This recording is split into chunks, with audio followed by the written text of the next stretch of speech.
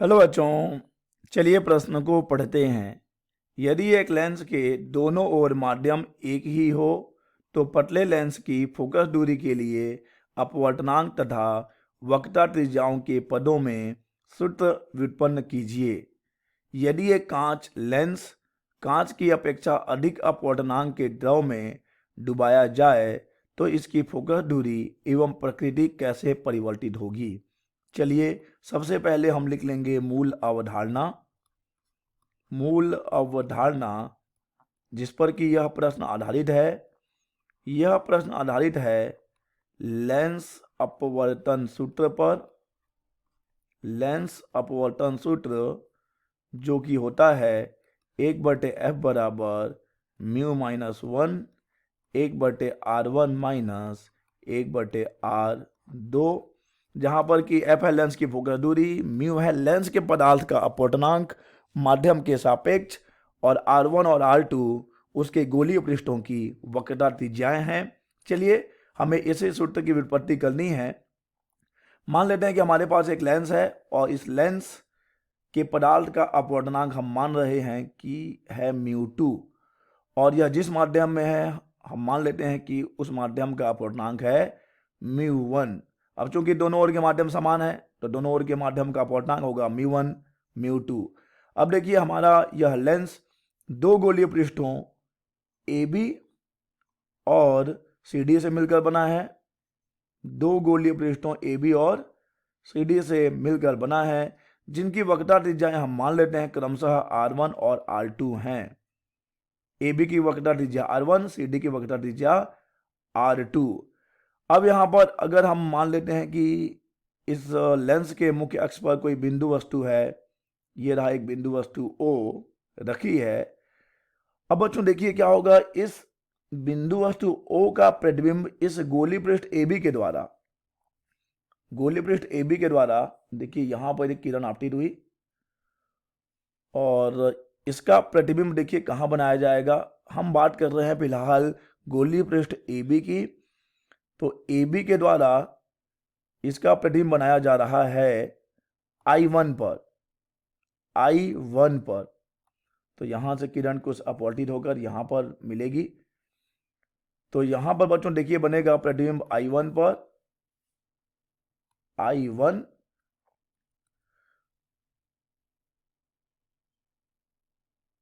मुख्य अक्ष पर जो बिंदु O है, बिंदु वस्तु O है जिसका प्रतिबिंब AB के द्वारा बनाया जा रहा है I1 पर। अब बच्चों ये जो I1 है ये इस दूसरे पृष्ठ CD के लिए वस्तु का कार्य करेगा और अपवर्तन के पश्चात अंतिम प्रतिबिंब बनेगा I पर। अब यहां पर हम बना देते हैं अंतिम प्रतिबिंब, यहां कहीं बन रहा है अंतिम प्रतिबिंब, ठीक है बच्चों। तो ये है अंतिम प्रतिबिंब I, ये हो जाएगा I और यहां पर इस पे आप ध्यान दीजिएगा, ये μ2 वहां छुप गया है, इसे हम थोड़ा सा यहां लिख लें μ2। चलिए यहीं लिख लेते हैं, ये है μ2। बच्चों ये जो है देखिए ये किरण CD के लिए आपतित किरण है जो कि I1 से आ रही है, आती हुई प्रतीत होगी कहना चाहिए, क्योंकि I1 एक वास्तविक वस्तु नहीं है, एक आभासी वस्तु का काम करता है CD के लिए। तो बच्चों अभी तक हम देख पा रहे हैं कि AB एक गोलीय पृष्ठ है, CD गोलीय पृष्ठ है जिनकी वक्रता त्रिज्याएं R1 और R2 है। एक बिंदु वस्तु O रखा हुआ है जिसका प्रतिबिंब AB के द्वारा I1 पे बनाया जा रहा है। I1 CD के लिए वस्तु का काम कर रहा है जिसका कि प्रतिबिंब I पर बनाया जाता है। तो अगर हम पूरे लेंस की बात करें तो लेंस के लिए वस्तु O है और उसका प्रतिबिंब I पर बनाया जा रहा है लेंस के द्वारा। चलिए तो हमें यहां पर बात करनी होगी पहले गोलीय पृष्ठ AB के से अपवर्तन के लिए।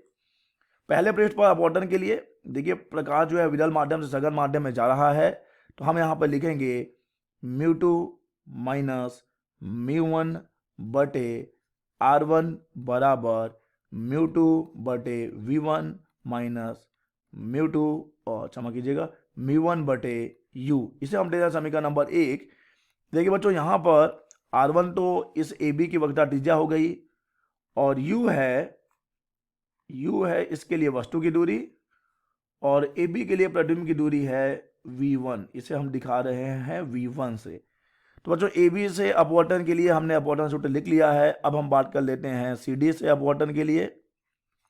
जब सी डी से अपवर्तन होगा तो इसके लिए देखिए, अप्रकाश किरण सघन माध्यम से विरल माध्यम में जा रहा है, तो हम लिखेंगे μ1 माइनस μ2 बटे R2, सी डी की वक्रता त्रिज्या R2 है, बराबर μ1 बटे V माइनस μ2 बटे V1।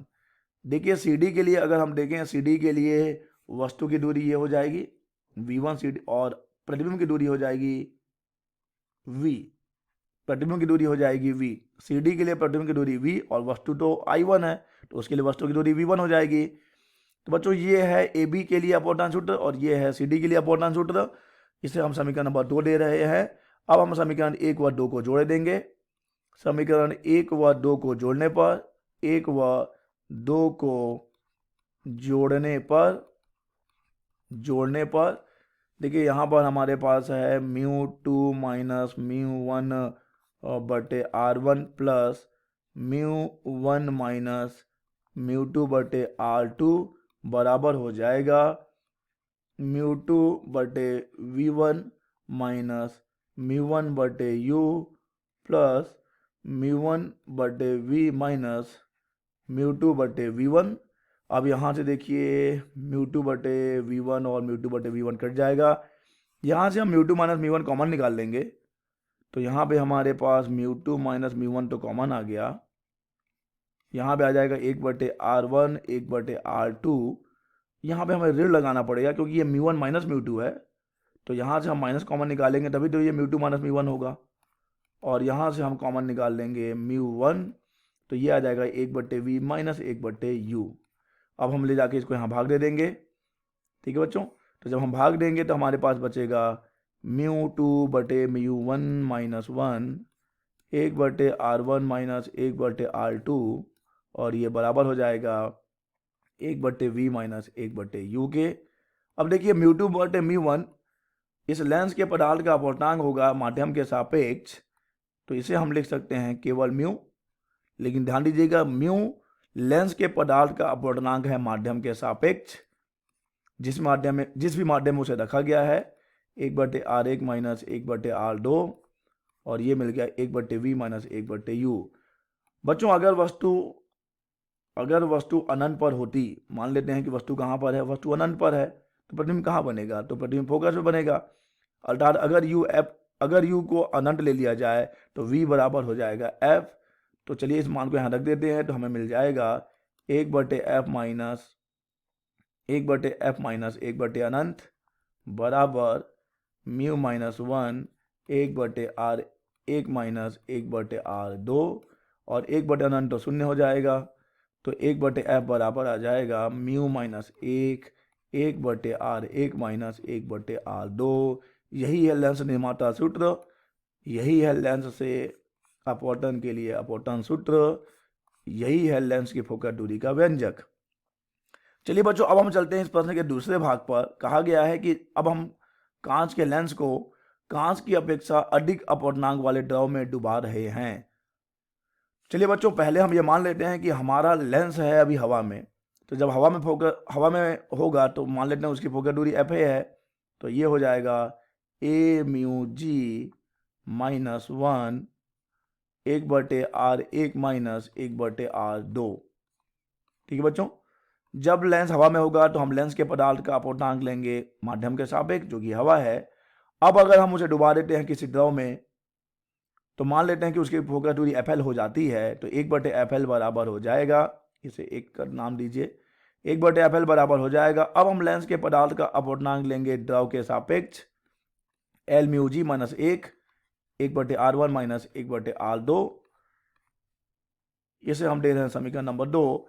अब हम समीकरण 1 में समीकरण 2 का भाग दे देंगे। समीकरण 1 में समीकरण 2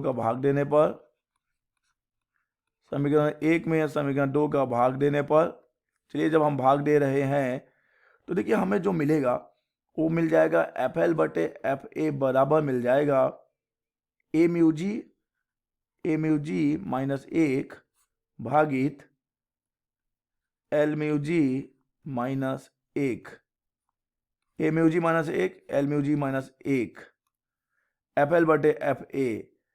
अब यहाँ पर अगर हम बात करें एल म्यू जी, जो कि लेंस के पदार्थ का अपवर्तनांक है द्रव के सापेक्ष, तो इसे हम लिख सकते हैं ए म्यू जी भागित ए म्यू एल।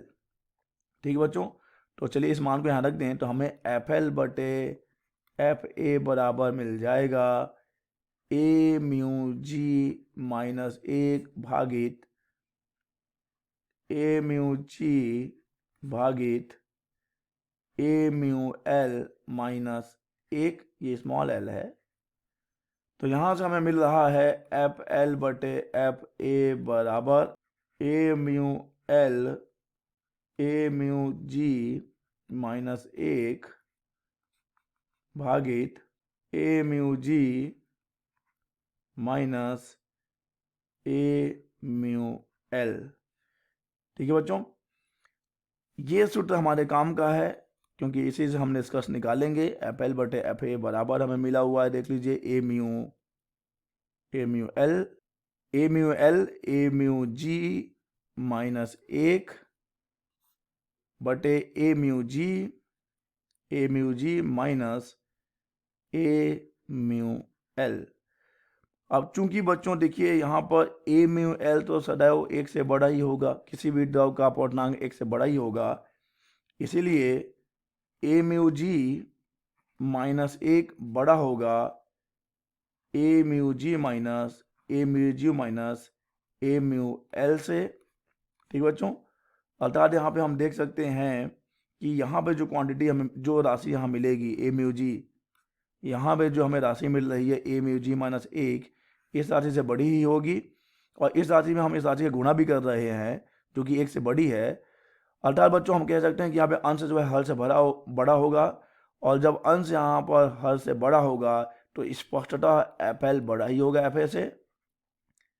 बच्चों जब अंश बड़ा है हर से, तो जब हम भाग देंगे तो हमें उत्तर 1 से बड़ा ही मिलेगा, अर्थात एफ एल जो है वो एफ ए से बड़ा ही होना चाहिए। तो बच्चों यह एक निष्कर्ष निकल गया है हमारे पास कि हम किसी भी लेंस को द्रव में डुबाते हैं तो उसकी फोकस दूरी सदैव बढ़ जाती है। ध्यान दीजिएगा, हम किसी भी लेंस को किसी भी द्रव में डुबाएं, यहाँ पर ज़्यादा अपवर्तनांक कम अपवर्तनांक वाली बात नहीं है। अगर हम किसी लेंस को किसी द्रव में डुबाते हैं तो उसकी फोकस दूरी सदैव बढ़ जाती है। ठीक है बच्चों, फोकस दूरी सदैव बढ़ जाती है।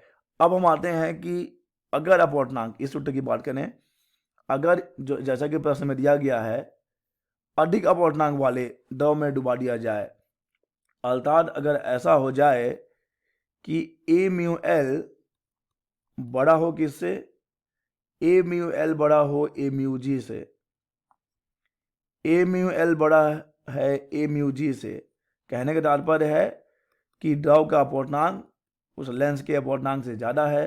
तब देखिए बच्चों यहाँ पर क्या होगा, इस सूत्र से देखिए ए म्यू जी माइनस 1, ये तो हमें धनात्मक ही मिलेगा, ए म्यू जी माइनस 1 हमें धनात्मक ही मिलेगा, इसकी बात हो रही है। चलिए यहाँ पर समझें, हमें एफ एल बटे एफ ए बराबर मिला हुआ है ए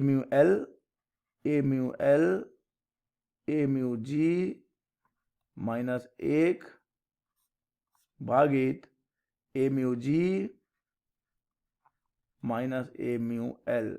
यहाँ पर हम देख पा रहे हैं कि ए म्यू एल बड़ा है ए म्यू जी से, तो जब हम इसे घटाएंगे तो हमें आंसर नेगेटिव यानी ऋण मिलेगा, लेकिन ये धनात्मक होगा और ये भी धनात्मक ही मिलेगा, यानी कि हम देख सकते हैं कि यहाँ पे एफ एल का मान हमें ऋणात्मक मिलेगा। एफ एल का मान ऋणात्मक मिलेगा, इसका तात्पर्य यह है बच्चों कि लेंस की प्रकृति बदल जाएगी, लेंस की प्रकृति बदल जाती है, लेंस की प्रकृति बदल जाएगी। अगर हम लेंस को उससे ज़्यादा अपवर्तनांक वाले द्रव में डुबाएंगे तो लेंस की प्रकृति बदल जाएगी, अवतल उत्तल की भांति व्यवहार करेगा और उत्तल अवतल की भांति व्यवहार करेगा। तो बच्चों हमें उत्तर मिल चुका है, प्रकृति बदल जाएगी और फोकस दूरी तो बढ़नी ही है। ठीक है बच्चों, आशा करते हैं आपको यह प्रश्न समझ आया होगा। धन्यवाद।